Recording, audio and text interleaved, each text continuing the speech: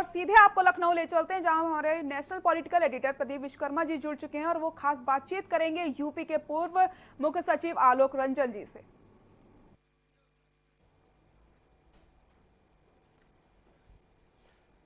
Sir नमस्कार, मैं हूं प्रदीप विश्वकर्मा और आप देख रहे हैं खास बात। और आज खास बात में हम बात करेंगे पूर्व मुख्य सचिव आलोक रंजन जी से। आलोक जी, स्वागत है सर आपका। बहुत बहुत धन्यवाद विश्वकर्मा जी। सर काफी लंबे समय तक आपने सरकार में सेवाएं दी, आप मुख्य सचिव रहे, वर्तमान में आप सीमा के चीफ पैटर्न हैं। इंडस्ट्री को लेकर के काफी काम किए जा रहे हैं। केंद्र सरकार ने बड़ी राहत पैकेज भी दी एसएमई को। कल निर्मला सीतारमण ने भी काफी कुछ राहत पैकेज दिए। कैसे देखते हैं आप इन सब पैकेज को? हाँ देखिए, ये मेरा सौभाग्य है कि जो ये सीमा है, स्मॉल इंडस्ट्रीज मैन्युफैक्चर एसोसिएशन, इन्होंने मुझको अपना चीफ पैटर्न बनाया है। तो मेरा इसमें रोल ये होगा कि मैं इनको मार्गदर्शन देता रहूं, अपनी सलाह देता रहूं कि किस प्रकार उद्योग को आगे बढ़ावा दिया जाए, लघु उद्योग को खासतौर से, और किस प्रकार सरकार की योजनाओं का अधिक से अधिक लाभ जो है वो इन लघु उद्योगों तक पहुंचाया जाए, इनकी समस्याओं को सरकार तक पहुंचाया जाए। तो एक तरीके से पुल का काम हम करेंगे दोनों के बीच में। अभी आपने बहुत अच्छी बात कही कि आर्थिक पैकेज में स्मॉल और मीडियम इंडस्ट्रीज के लिए काफी कुछ घोषणाएं भारत सरकार के वित्त मंत्री द्वारा की गई हैं। ये तो देखिए, आप जानते ही हैं कि हमारी पूरी औद्योगिक वातावरण जो है हमारा, वो अधिकतर स्मॉल और मीडियम इंडस्ट्रीज पर निर्भर है। मतलब आप देखिए कि करीब करीब कुछ नहीं तो पूरे प्रदेश में 6.5 करोड़ ऐसी लघु और मध्यम इकाइयां हैं जो कि काम कर रही हैं, और जीडीपी का भी करीब करीब कुछ नहीं हो तो 29% तक जो है वो इस सेक्टर से जो है वो मिलता है। तो अब जब इसको अब आप देख रहे हैं कि ये कितना महत्वपूर्ण है ये सेक्टर, तो और रोजगार देने में ये सबसे आगे है। सबसे अधिक लोगों को जो रोजगार मिल रहा है कृषि के बाद, वो लघु मध्यम सेक्टर में मिलता है। तो अभी कोरोना की उसकी वजह से ये सब उद्योग लॉकडाउन में बंद थे, और अब धीरे धीरे जब अनलॉक हो रहा है तो ये खुल रहे हैं। इनके पास समस्याएं हैं कि कैसे ये आगे बढ़े, कैसे आगे चलें। तो ये आगे सुचारू रूप से चलें, उसके लिए एक विशेष पैकेज भारत सरकार ने अनाउंस किया है। अब उदाहरण ले लूं जिसमें सबसे महत्वपूर्ण चीज है, वो जो है जैसे कि 3 लाख करोड़ का क्रेडिट गारंटी योजना भारत सरकार ने दी है। यानी कि इतना क्रेडिट जो है वो बैंकों के माध्यम से या फाइनेंशियल इंस्टीट्यूशंस के माध्यम से स्मॉल और मीडियम सेक्टर को मिलेगा, और इसकी क्रेडिट की गारंटी भारत सरकार लेती है। ये बहुत बड़ा कदम है अपने आप में, बहुत बड़ा कदम है, जिससे कि ये है कि बिल्कुल ठीक कह रहे हैं। मालूम है कि बिल्कुल ठीक कह रहे हैं। पैसे वापसी। सवाल ये है कि आपने लंबे समय तक उद्योगों के लिए काम किया, और यही कारण है कि स्मॉल इंडस्ट्रीज मैन्युफैक्चरिंग ऑर्गेनाइजेशन ने आपको अपना चीफ पैटर्न बनाया। आपको नहीं लगता कि आपके पास एक बड़ा एक्सपीरियंस है, उसका लाभ सरकार को लेना चाहिए आप जैसे लोगों का, जिससे कि चाइना से जो फैक्ट्रियां निकल रही हैं इंडिया में आने के लिए, उसमें आप एक अहम किरदार अदा कर सकते हैं? नहीं, आपने बिल्कुल सही कहा कि जो चाइना से कुछ अगर इन्वेस्टमेंट हटता है, और जैसा कि लग रहा है कि हटेगा इस कोरोना के बाद, क्योंकि लोग नहीं चाहते कि अब पूरा अपना इन्वेस्टमेंट चाइना में रखें और दूसरे देशों में भी लाएं। उसमें जैसे वियतनाम है, थाईलैंड है, अन्य देश आगे हैं, बांग्लादेश है, वहाँ भारत भी है। भारत भी आकर्षित करने की कोशिश कर रहा है, और उत्तर प्रदेश सरकार ने भी विशेष रूप से कोशिश करी है कि आकर्षित करें। तो मैं समझता हूँ उसका एक मौका तो है, और लेकिन उसमें ये है बड़ा कदम आ जाता है कि हम क्या सहूलियतें, क्या रियायतें, क्या ईज ऑफ डूइंग बिजनेस का वातावरण, और किस प्रकार का वो इंसेंटिव स्ट्रक्चर जो है वो इन उद्योगों को हम देखेंगे, जिससे कि वो हमारे यहाँ आके उद्योग लगाए। तो ये मेरा अनुभव जो इतने सालों का रहा है उद्योग से डील करने का, कि जब कई विकल्प होते हैं उद्योगों के पास, तो जो जैसे उद्योग शिफ्ट करने के पहले वो सब देखता है कि कहाँ उसको बेहतर सुविधाएं मिल रही हैं। जैसे हम लोग ईज ऑफ डूइंग बिजनेस की बात तो देश में ही करते हैं जी, तो भाई वो देखते हैं कि तेलंगाना में क्या सुविधा है, तमिलनाडु में क्या सुविधा है, महाराष्ट्र में क्या सुविधा है, उत्तर प्रदेश में क्या सुविधा है, और उसके अनुसार से वो अपना निर्णय लेते हैं। उसी प्रकार से जो चाइना से भी उद्योग आएंगे वो देखेंगे कि भारत क्या दे रहा है, वियतनाम क्या दे रहा है, बांग्लादेश क्या दे रहा है, अन्य देश क्या दे रहे हैं, और उसके बाद भारत के अंदर किस प्रदेश में वो आए तो इस प्रदेश की क्या नीति है, क्या औद्योगिक वातावरण है, क्या पॉलिसीज हैं, उसको देखते ही वो करेगा। तो एक पूरा वैसा पॉलिसी का वातावरण बनाना बहुत आवश्यक हो जाएगा कि इनको आकर्षित करें, और इम्प्लीमेंटेशन असली चीज हो जाती है। जी सहूलियतें देने के लिए निर्णय लेने की क्षमता होना बहुत आवश्यक है, तो प्रशासनिक अधिकारियों को करना पड़ेगा कि वो मैं इनसे आपसे वही बातचीत सवाल करके। करना चाह रहा था जी हाँ। आलोक जी, मैं आपसे ये हाँ। समझने की कोशिश कर रहा हूं कि जी। क्या प्लस पॉइंट है हमारे पास में और कहां कमियां हैं जिसको हमें इम्प्रूव करना चाहिए, इम्प्रूवमेंट की गुंजाइश कहां कहां पर है? देखिए, जैसे मैं अगर उत्तर प्रदेश की आप बात लीजिए, तो उत्तर प्रदेश की एक समस्या सबसे ज्यादा है कि यहाँ जमीन महंगी है। हमारे नोएडा के पास जो जमीन है, यूपीएसआईडीसी के पास जो जमीन है, वो महंगी पड़ जाती है औरों के मुकाबले। तो इसमें उसमें कंसेशन देना या वो लेने की एक बात आती है, जो निर्णय आसान नहीं होता है। आमतौर पर जो वित्त विभाग होता है वो इससे सहमत नहीं होता है। मेरा अपना अनुभव रहा है कि जब सैमसंग की इंडस्ट्री को हम उत्तर प्रदेश में लाए थे, तो उन्होंने भी यही कहा था कि साहब हमको तेलंगाना भी बुला रहा है, तमिलनाडु भी बुला रहा है, और वहाँ जमीन बहुत सस्ते में दे रहे हैं। तो बात ये कि हम अपने को सस्ता कैसे करें उत्तर प्रदेश में। तो तब भी मुझे याद है कि वित्त विभाग ने आपत्ति की थी, और नोएडा भी कहने लगा था हम अपने जमीन का भाव कम नहीं कर सकते। लेकिन फिर बहुत बैठ के मीटिंग करके तब से इसको एक हमने रास्ता निकाला था, और रास्ता निकाल के उसको कैबिनेट से अप्रूव कराया था, जिसके कारण सैमसंग का इतना बड़ा इन्वेस्टमेंट 15,000 करोड़ का प्रदेश में आया था। उसी प्रकार की ये रणनीति इस समय अपनानी पड़ेगी। एक एक इंडस्ट्री जो वहां से आती है उससे अलग अलग बात करनी पड़ेगी कि भाई आपको क्या चाहिए, क्या वातावरण चाहिए, क्या पॉलिसीज चाहिए, और उन पॉलिसीज के बाद फिर प्रशासनिक स्तर पे निर्णय लेने की क्षमता बहुत आवश्यक होगी। क्योंकि कई जब सहूलियतें देने की बात आती है तो मैंने देखा है कि प्रशासनिक अधिकारी घबराने लग जाते हैं।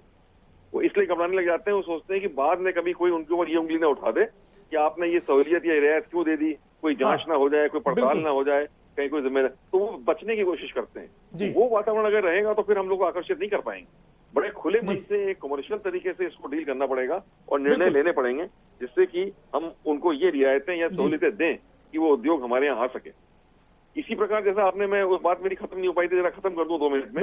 जैसे 3 लाख करोड़ का जो पैकेज है, पैकेज अच्छा है जी, लेकिन उसके सफल होने में, इम्प्लीमेंटेशन में सारी बात है।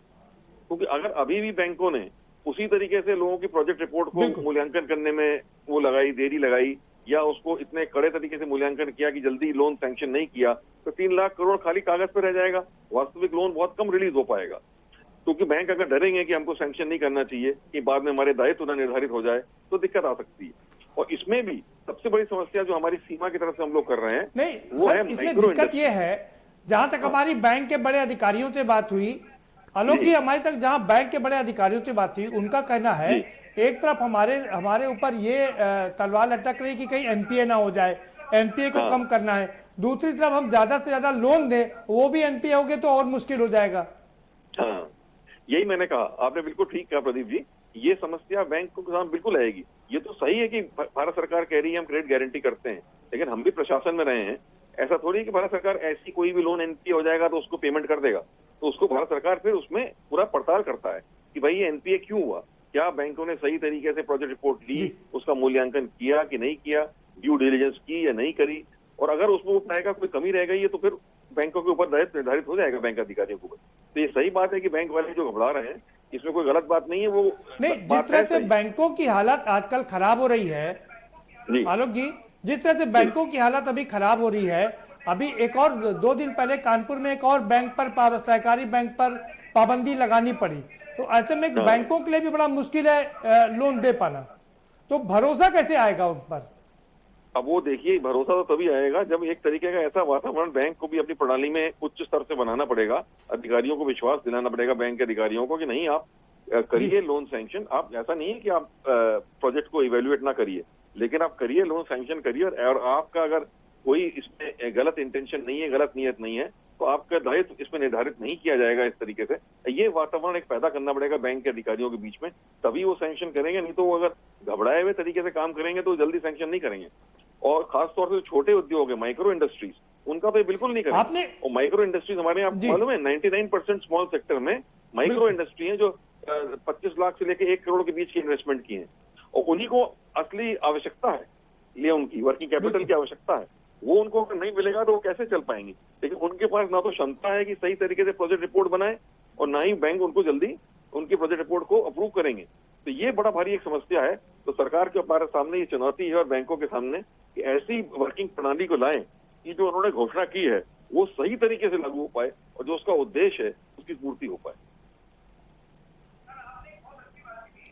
सर, आपने एक बहुत अच्छी बात कही कि योजनाएं बन जाती, जैसे 3 लाख करोड़ का पैकेज दिया गया, लेकिन वो धरातल पर कितना खरा उतर पाएगा।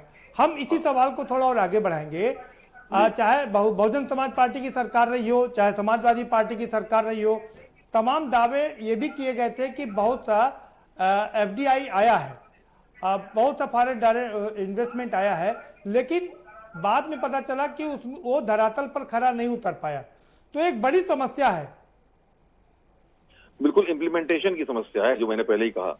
एक होता है कि इन्वेस्टमेंट आने के लिए लोग इच्छुक होते हैं जी, दूसरा होता है उसको करने के लिए वो MOU भी कर लेते हैं कि हम सब आने को तैयार हैं, इतना पैसा लगाने को तैयार है।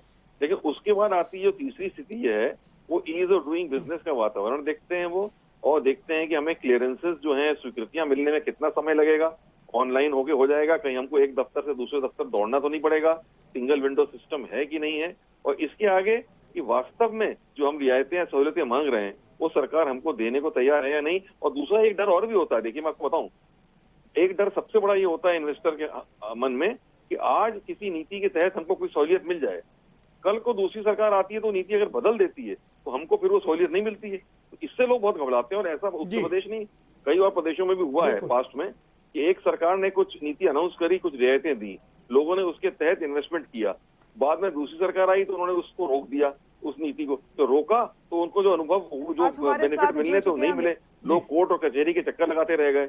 ये बहुत एक समस्या है, इससे लोग बहुत घबराते हैं, एक अनसर्टन वातावरण कि मतलब क्या होगा आगे, क्या नहीं होगा। आलोक सर, बिल्कुल बिल्कुल ठीक कर रहे हैं। ये डर हमेशा लगा रहता है। एक चीज आपसे जानना चाहेंगे, इस बार करीब 1000 से ज्यादा MOU साइन किए गए, सरकार ने साइन किया, और करीब 4 लाख करोड़ रुपए का इन्वेस्टमेंट की बात की गई। आप तो काफी बारीक नजर रखते हैं, अब तक कितना धरातल पर खरा उतर चुका है ये देखिए, जो हमने अभी पढ़ा है समाचार पत्रों के माध्यम से और जो घोषणाएं हैं सरकार की कि 4,26,000 करोड़ के MOU इन्वेस्टमेंट मीट के माध्यम से उत्तर प्रदेश में हुए। अब उसमें कितना उतरा अभी तक वो बहुत अभी स्पष्ट स्थिति नहीं है, लेकिन ये तो स्पष्ट है कि 4,26,000 करोड़ बहुत लंबी चीजें अभी वहां के नजदीक नहीं है। तो वही मैंने बताया, वहां तक पहुंचने के लिए कई चीजें होती हैं। वो इन्वेस्टमेंट करने के लिए निर्णय लेना पड़ेगा, प्रशासनिक जो ढांचा है पूरे पैकेज एक एक अप्रूव करने पड़ेंगे, और उसको एक त्वरित गति से करना पड़ेगा। मतलब उसमें शीघ्रता दिखानी पड़ेगी निर्णय लेने में, तब ये इन्वेस्टमेंट आके उतरेगा। नहीं तो फिर ये लंबा चलता है, अगर फाइलों पे ही चलता रह गया ये कि एक फाइल इधर से विभाग से दूसरे विभाग में जाती रह गई और वो निर्णय नहीं ले रहे हैं, कोई आपत्ति कर रहा है, कोई कुछ कर रहा है। मैंने अपने अनुभव में देखा है कि पॉलिसी हो जाती है, लेकिन उसके बाद जब कोई प्रपोजल आता है तो विभाग अपनी अपनी जो है आपत्तियां करना शुरू कर देते हैं।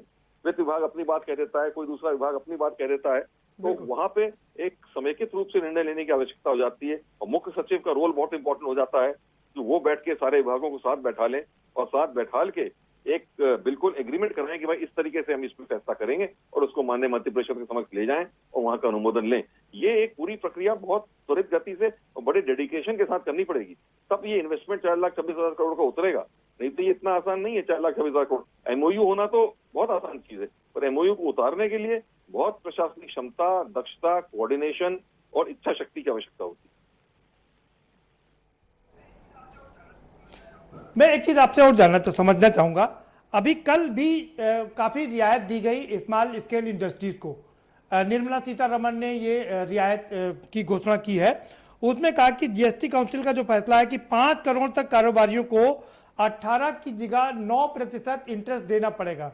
कितना रिलीफ का है ये ऑर्डर, कितना लाभ पहुंचाएगा ये आदेश? ये रिलीफ तो है, इसमें GST की जो रिलीफ मिल रही है ये एक अच्छा कदम है, मैं समझता हूँ एक अच्छे नीतिगत कदम लिया गया है, इससे रिलीफ मिलेगी। अब सिचुएशन ये है ना प्रदीप जी, इस समय उद्योग के सामने ये है कि वर्किंग कैपिटल उनके पास इमीडिएट नहीं है और उनको धनराशि चाहिए, तो वो सबसे बड़ी समस्या है। क्योंकि एक ऑल इंडिया मैन्युफैक्चरर एसोसिएशन ने एक सर्वे किया और उनके सर्वे के हिसाब से 35% स्मॉल स्केल इंडस्ट्री ऐसी हैं जो कि बंद होने के कगार पे हैं या बंद हो जाएंगी इस साल में। वो इसलिए कि उनके पास धनराशि नहीं है, कैश नहीं है। तो अगर कोई भी योजना का लाभ हमको लॉन्ग टर्म या मीडियम टर्म में मिलता है तो वो इतना लाभदायक नहीं होगा जो कि इमीडिएट मिलना चाहिए। ये GST वाला जो है ये तो अच्छा कदम है, इससे मैं समझता हूँ कि तत्काल जो है राहत काफी कुछ जो है उन उद्योगों को मिल पाएगी जो इस सीमा में आते हैं। तो इस तरीके के और कदम उठाने पड़ेंगे लघु उद्योग मध्यम को सहूलियत देने के लिए। नहीं, एक कुछ और राहत, आलोक जी कुछ और राहत दिया है। वो उस पर भी जरा नजर डाल लेते हैं। फरवरी, मार्च और अप्रैल का रिटर्न 20 सितंबर तक भरने के लिए कह दिया गया है, लेकिन ब्याज समेत भरना पड़ेगा, आपको इंटरेस्ट देना पड़ेगा। अब ये असल में ये तो थोड़ी समय और दे दिया गया है खाली, इसमें ब्याज तो जब चार्ज हो ही रहा है तो उसमें धनराशि की कोई आपको छूट नहीं मिली, लेकिन आपको समय और दे दिया गया है कि आपका झंझट जो रहता है कि लगातार रिटर्न भरिए, उसमें अभी आपको समय नहीं लगाइए, आप अपनी इंडस्ट्री को चलाने में, इन्वेस्टमेंट करने में समय लगाइए। तो इससे कुछ असर फायदेमंद जरूर होगा, लेकिन ये इमीडिएट कैश सपोर्ट के माध्यम से इसको मैं नहीं देखता हूँ। तो जो मैं समझता हूँ अभी बहुत महत्वपूर्ण है कि इनको जो इमीडिएट या तात्कालिक राहत मिल सके वो उद्योग के लिए बहुत ही महत्वपूर्ण है।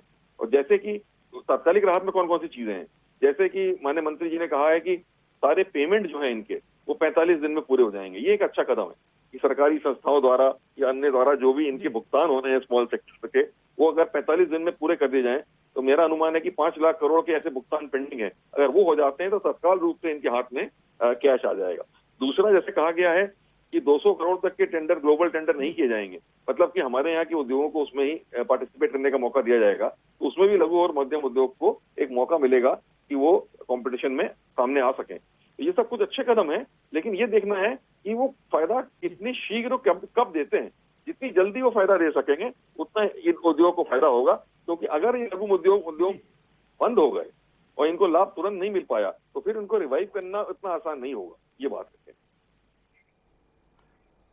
ठीक है, मैं दो सवाल बहुत महत्वपूर्ण है। एक सवाल ये है, मैं वापस आता हूं 4,26,000 करोड़ के इन्वेस्टमेंट पर। उद्योग मंत्री कह रहे हैं कि 30% तक भी अगर हो जाए तो इसको सफल मानना चाहिए। सवाल नंबर 1। सवाल नंबर 2 है, मुख्यमंत्री जी कह रहे हैं कि 4,26,000 करोड़ के इन्वेस्टमेंट में अब तक 3 लाख करोड़ आ चुके हैं। कैसे देखते हैं आप इन दो चीजों को? मैं तो नहीं समझ पा रहा हूँ, मैंने नहीं ये स्टेटमेंट देखे कि 30% वाली जो बात आपने कही और ये 3 लाख, तो अभी मैं ऐसा तो नहीं मैंने कहीं पढ़ा कि बात कही गई है कि 3 लाख करोड़ के इन्वेस्टमेंट आ गए। ये है कि ग्राउंड ब्रेकिंग सेरेमनी हुई थी एक बार, जहां तक हमें याद है 60,000 करोड़ की बात हुई थी, एक बार कुछ और 30-35,000 करोड़ की बात हुई थी, तो इतने तक की बात हुई थी कि ग्राउंड ब्रेकिंग सेरेमनी इनकी हुई। तो और अभी ये देखना है कि आगे आने वाले 2 वर्षों में कितना हो पाएगा, क्योंकि ये बात थी कि इतने सालों में इतना आएगा निवेश।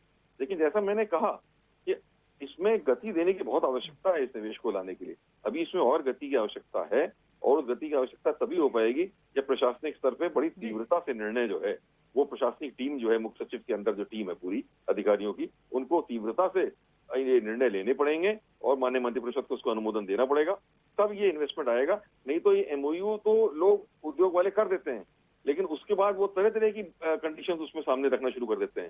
साहब हमको ये कंडीशन चाहिए, हमको ये सहूलियत चाहिए, हमको टैक्स में ये बेनिफिट चाहिए, ये टैक्स हॉलिडे चाहिए, बिजली की दरों में ये कंसेशन चाहिए, मंडी टैक्स में ये कंसेशन चाहिए, कई चीजों की मांग रखते हैं, जिसका निर्णय लेने में काफी जो है प्रशासन को आगे बढ़ के आना पड़ेगा।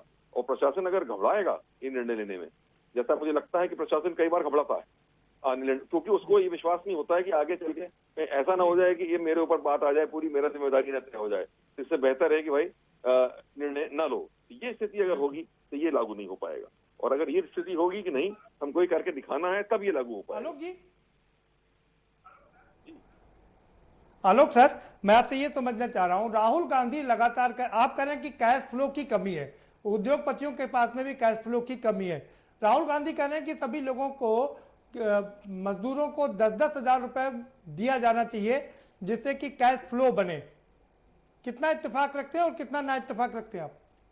नहीं, ये तो मैं भी महसूस करता हूँ कि देखिए कोरोना का इमीडिएट असर लोगों की रोजी रोटी पे पड़ा है, और इसमें हमको ये जरूर करना चाहिए था कि हम अब ये तो अर्थशास्त्री और सरकार के अधिकारी बैठे कैलकुलेट करें कितना धनराशि देना चाहते हैं, 10,000 दें या जितना दें, लेकिन हाँ कुछ डायरेक्ट कैश बेनिफिट ट्रांसफर जरूर होना चाहिए। मजदूरों जिनकी नौकरी चली गई है या और गरीब और ऐसे लोग हैं, उनके अकाउंट में सीधे इस समय अगले 2-3 महीने 4 महीना जो बड़े महत्वपूर्ण है उसमें डायरेक्ट कैश बेनिफिट ट्रांसफर जरूर होना चाहिए, जिससे वो ये डिफिकल्ट जो स्थिति है इस समय उससे वो पार पा सकें। क्योंकि जैसे आर्थिक सुधार कार्यक्रम है उसका असर बाद में होगा, काफी दिनों बाद आर्थिक सुधार का असर होता है।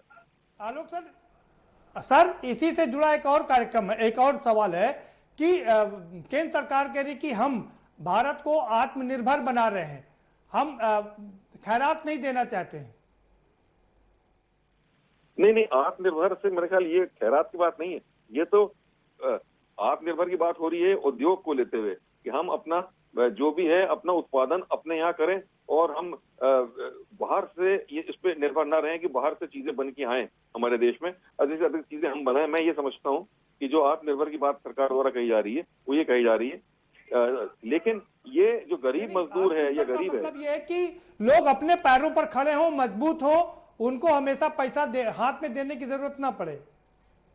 नहीं, पर ये तो देना चाहिए हमको, ये नहीं है उसका मतलब जो तो मजबूत होने में तो बहुत समय लग जाएगा। अभी कोरोना की जो मार है इमीडिएट, उसमें तो डायरेक्ट कैश बेनिफिट ट्रांसफर करना चाहिए और गरीब और मजदूर जिसकी नौकरी चली गई है उसको जरूर पैसा जो है उसके अकाउंट में ट्रांसफर करना चाहिए, जिससे वो मुश्किल के समय में वो मुश्किल से वो झेल सके। इसी तरीके से उद्योग को भी कुछ कैश सपोर्ट देना जरूरी है, स्मॉल इंडस्ट्रीज। सर आखिरी सवाल है, समय समाप्त हो चुका है। एक आखिरी सवाल है, अब समय समाप्त हो चुका है। आखिरी सवाल यह है कि पराठे पर जीएसटी 18% और रोटी पर 5%। कल पराठे पर 18% जीएसटी लगा दी गई, कैसे देखते हैं आप? रोटी और पराठे में अंतर, बहुत सारे मीम्स बन रहे हैं।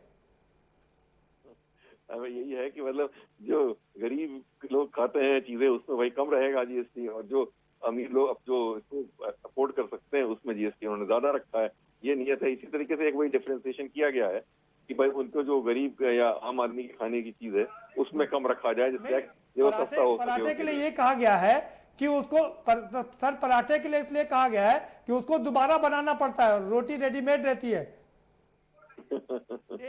हाँ देखिए, एक बड़ा है तो बड़ा इंटरेस्टिंग बात जो आपने रखी, लेकिन मैं समझता हूँ मंशा उसकी यही है कि जो चीज एक आम आदमी या गरीब लेता है खाता है उसमें कम रखा जाए, उसको सस्ती रहे, और जो बाकी सभी लोग अमीर लोग भी इसको आमतौर पे यूज करते हैं उसमें बढ़ाने से जीएसटी कोई नेगेटिव असर नहीं पड़ता है।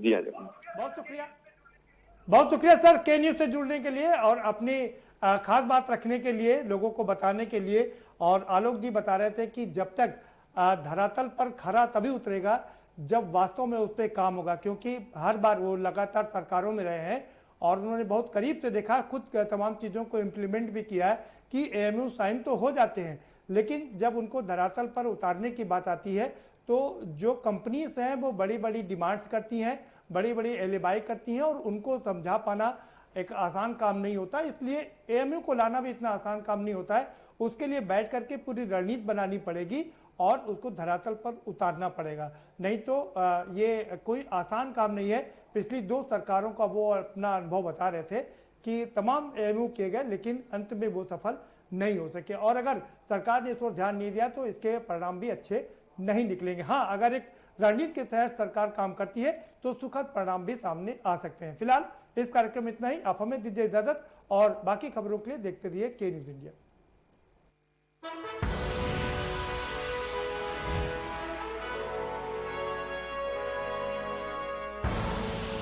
आप देख रहे हैं के न्यूज, खबरों का सारथी।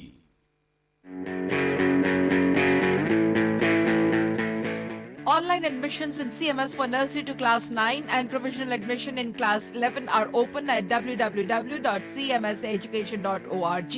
Online classes in CMS from class 9 to 12 will continue till government reopens schools. Online CMS summer camp nursery to class 8 will run until 30th of June, and from 1st of July 2020 regular online classes from nursery to 12th will continue till government reopens schools.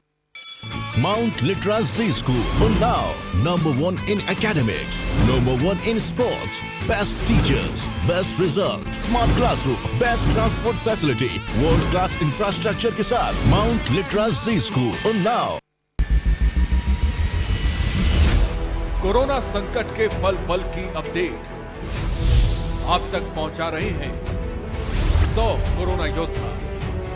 Bharat सेठी, सारिका गुप्ता, अभिनव माथुर, मधुर मोहन दुबे, सनी कुमार, सोनू खान, दीप गुप्ता, अनिल मीना, वेदेंद्र प्रताप शर्मा, कुलदीप अवस्थी, धर्मेंद्र सिंह चौहान, जितेंद्र चौहान, रजनीश त्रिपाठी। सबसे बड़ी महामारी, सबसे बड़ी coverage,